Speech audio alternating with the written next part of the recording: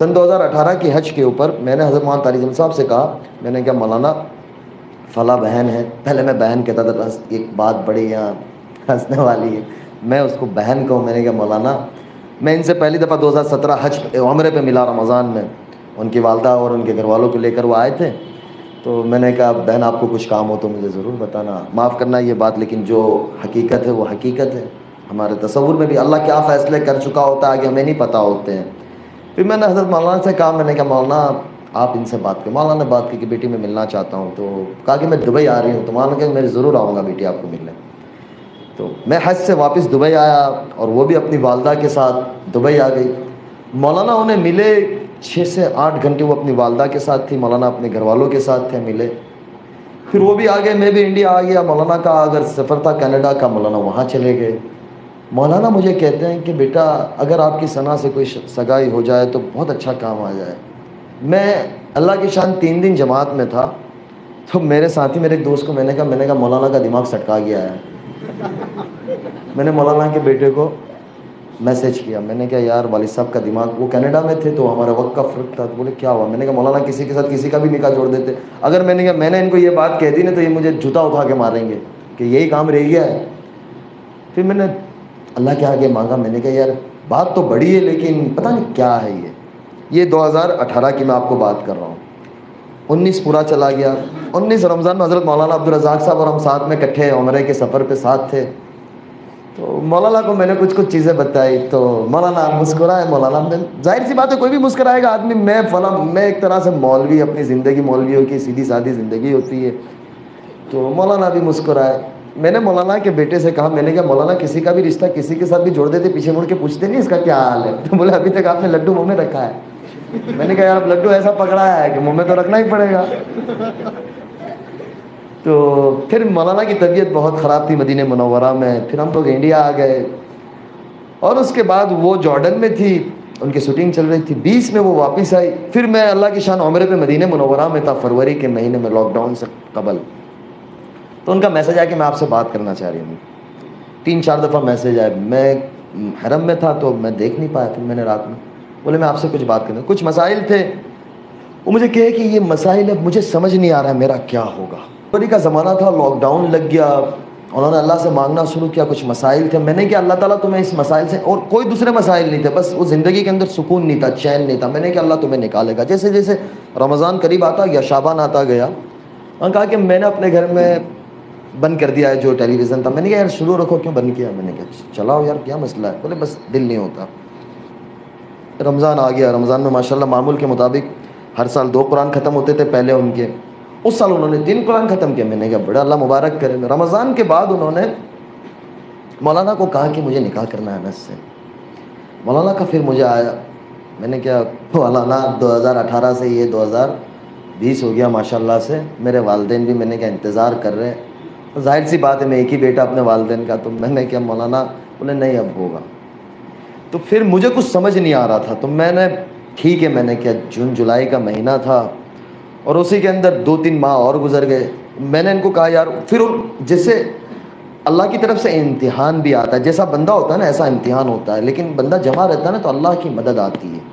بندے کی دل کی نیت صاف ہوتی ہے اور مضبوط ہوتی ہے نا تو اللہ تعالیٰ کی مدد ایسے آتی ہے. اتنا کام آنا شروع ہوا. جیسے لاک ڈاؤن کھلنے گیا تو وہ جو پتہ نہیں ایک نوجوان سارے بیٹھے ہیں، مجھے نام یاد رہے گا، خطروں کے کھلاڑی ایک شو آتا ہے، پتہ نہیں آپ نوجوان بیٹھے ہوں گے، میں نے دیکھا کبھی نہیں ہے لیکن وہ بتاتے تھے.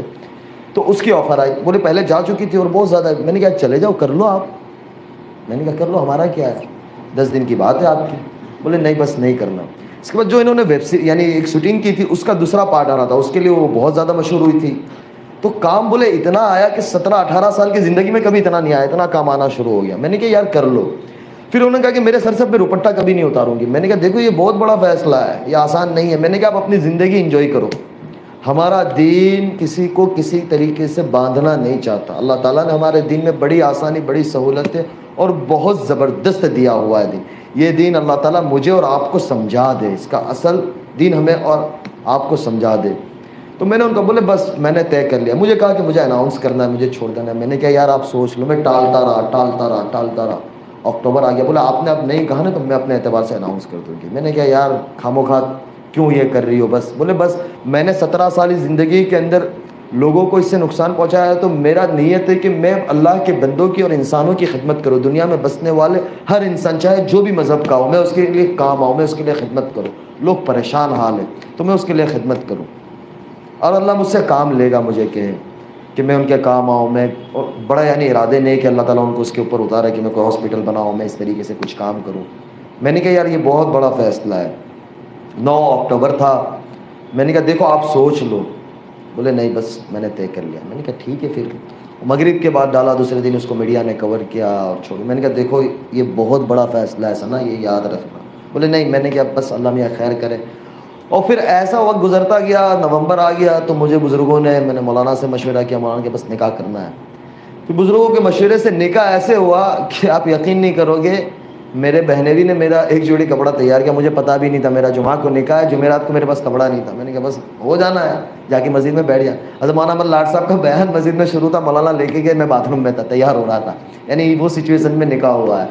لیکن میں آپ کو ایک بات بتلاؤں کہ جو آدمی معمولات کا اور اعمال کا پابند ہوتا ہے نا، اللہ کے ساتھ اس کی اتنی مدد ہوتی ہے کہ میں آپ کو بتا نہیں سکتا، اور اللہ اس کے کام بنا دیتا ہے۔ دوسرے دن ہفتے والے دن ہمارا چھوٹا سا ایک ولیمہ تھا، کیونکہ کووڈ کا زمانہ تھا، تو ہم نے 100-150 کے درمیان میں جو گورنمنٹ کی گائیڈ لائنس تھی اس کے اعتبار سے ہم نے گھر والوں کے درمیان میں، دوستوں کے اندر چھوٹا سا ایک ولیمہ کیا۔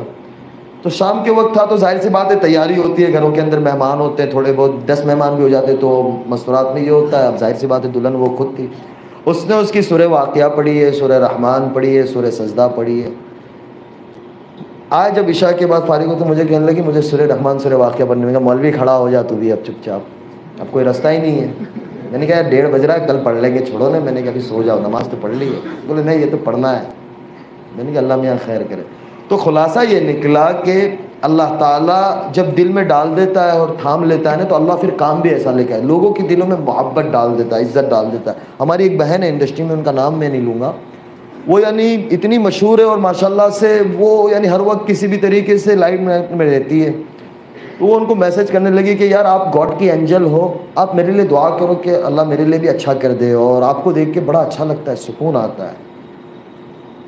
تو میں نے ان کو کہا کہ آپ اس سے ملو۔ تو مجھے کہتی ہے کہ ثنا پہلے مجھے ایسا لگتا تھا کہ آپ نے یہ چھوڑ دیا، آپ کی دنیا ختم ہو گئی، یعنی اب آپ کا سارا کچھ ختم ہو گیا، لیکن ایسا لگتا ہے کہ ماشاءاللہ آپ بہت اچھی دنیا میں چلی گئی ہو، اور آپ بڑی خوبصورت لگتی ہو، اور ماشاءاللہ آپ کی اللہ تعالیٰ نے نور ڈال دیا ہے، زبان میں تاثیر ڈال دی ہے۔